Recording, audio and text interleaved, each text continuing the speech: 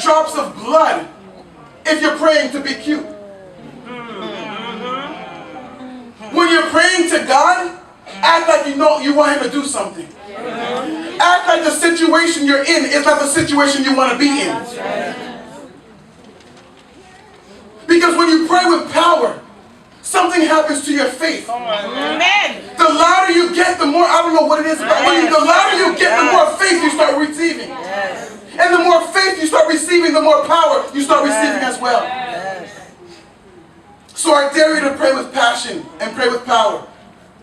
And lastly, I'm going to end on this. How you doing over there? Want that money? Yes. My goodness.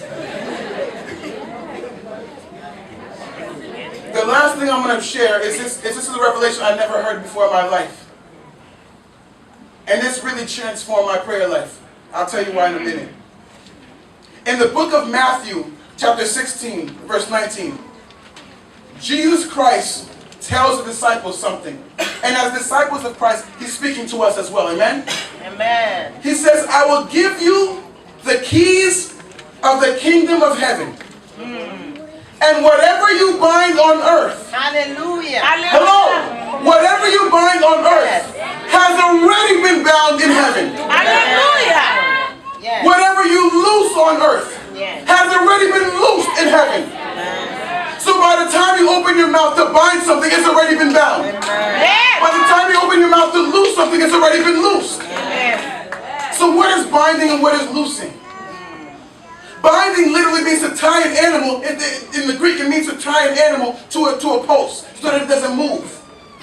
When the enemy is working in your life, when Satan and his demons, his evil angels, are working to tear apart your life, God has given us the power. First of all, God has already bound them. Amen. Hello? Amen. All that mess Satan's doing to you, God has already bound him.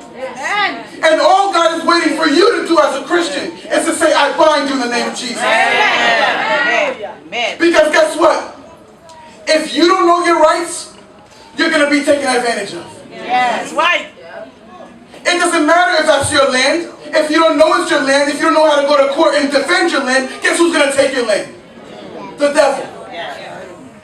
And so although he's already been bound and he has no right to your life, he can only stay there if you let him. Yes, that's right. Because God is looking at you to open your mouth and command with the authority that He has given you. Amen. The Bible says God has given you the keys. Amen. Stop being scared if you have the keys. Amen. Amen. The devil's already been bound. Amen. Hallelujah. You can't get married, the devil's been bound. Amen. You can't pay your bills, the devil's been bound. Amen. You're sick, the devil's been bound. Whatever it is that is bothering you, he's already been bound. You just open your mouth and say, I bind you in the name of Jesus. Hallelujah. Can I tell the truth today? Amen. And whatever's been loosed has already been loosed in heaven as well. Amen. And so that blessing you're waiting for, it's already been loosed. It's already been let go. It's already been sent to you. Everything you need from God. He says, if I did not withhold my son, I will give you any good thing that you pray for. Amen. God didn't keep His only son to Him. Think about what else He's willing to give you. But you have the keys in your hands. Amen. Use the keys. Hallelujah. It's like somebody who has an empty refrigerator. There's no food in the refrigerator, but they have a job. They have a car. And you sit there and you pray. God, put food in this fridge. Is God going to do it for you? No. Because you have the keys. Go in your car. Go to the supermarket. Buy the food. Put the food in the refrigerator. Amen. Amen. And I learned this the other day, and it scared me because I had never known it before. And I thought about all the wonderful things that I missed out on because I didn't know how much power I had. But God showed me there's a difference between prayer and spiritual warfare. Amen. Prayer is asking God for things, talking to God, communicating with God. Spiritual warfare is putting the full armor of God on you and telling the devil he has no right to be in your life. Amen. As a child, I expect you to be a child. As a child, you expect your parents to fight for you. But as a grown person, as a grown grown man, as a grown woman, you better stand up and do it for yourself. Yes. Yes. Amen. Am I preaching today? Yes. Yes. And so God told me something.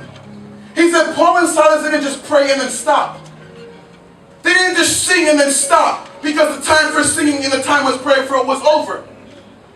They prayed and they sang until they got their blessing. Amen. They prayed and they sang until their chains fell off. Amen.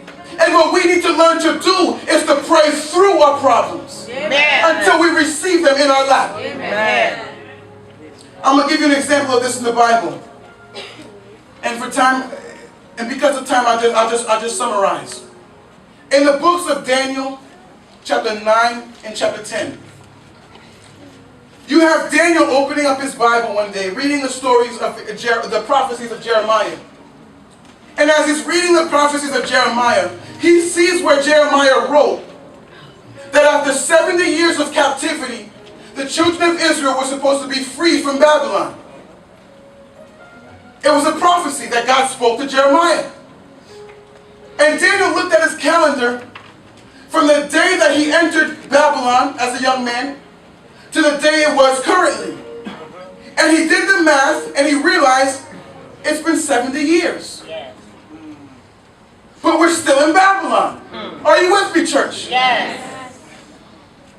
We're still in Babylon, but God, you told us that after 70 years we would be free. But we're not free. And Daniel did what we're supposed to do. The minute you can identify a promise of God that has not been fulfilled in your life, you need to pray. Amen. You didn't hear me. The minute you identify a promise of God, God spoke in His Word and told you that He's going to give you something. Yes. If you don't have that something, you need to pray. Amen. Because the devil stole it. That's right. The Bible says the devil came to steal, kill, and destroy. Yes. If you don't have what God promised you, it's because He stole it. And you need to pray for God to give it back. Amen. And command the devil to give it back. Amen. Are you with me, church? Yes. So Daniel began to pray. He prayed for 21 days. And on the 21st day, an angel came to visit him. The angel Gabriel. And the angel Gabriel said to Daniel, from the minute you kneel down to pray, God sent me to give you your answer. Amen. Listen, church, the minute you kneel down to pray, God has already sent you your answer. Amen. Amen. But Daniel had to pray for 21 days to hear from this angel. And so the angel has to explain himself because there's a contradiction. If he was sent the same day Daniel prayed, why did it take 21 days to get to Daniel? And the angel told him in Daniel chapter 10, read it for yourself. The angel told him that the prince of Persia fought me, was fighting with me, and kept me from coming to you. Yes. Who is the prince of Persia? The devil. The devil. You see, the devil's organized. The Bible says we don't wrestle against flesh and blood. We wrestle against rulers and principalities. You know what principality is? Principality implies organization. The devil has a prince everywhere. And under the prince he has governors, and he has mayors, and he has senators, he has all that stuff. The devil is very organized. I guarantee you, there's a demon he put over this church too. Can I tell the truth today? Yes. And the Bible says that even though Daniel prayed, it took the angel 21 days to get there because that demon was holding him up. And Daniel realized that if he had stopped praying on the 20th day, he would have never got his angel to come. Right. You have to keep praying until you get your answer. You're not hearing me. You have to keep praying until God told you He gave you the keys. Don't, if you believe God, don't stop praying until you get the answer. Hallelujah.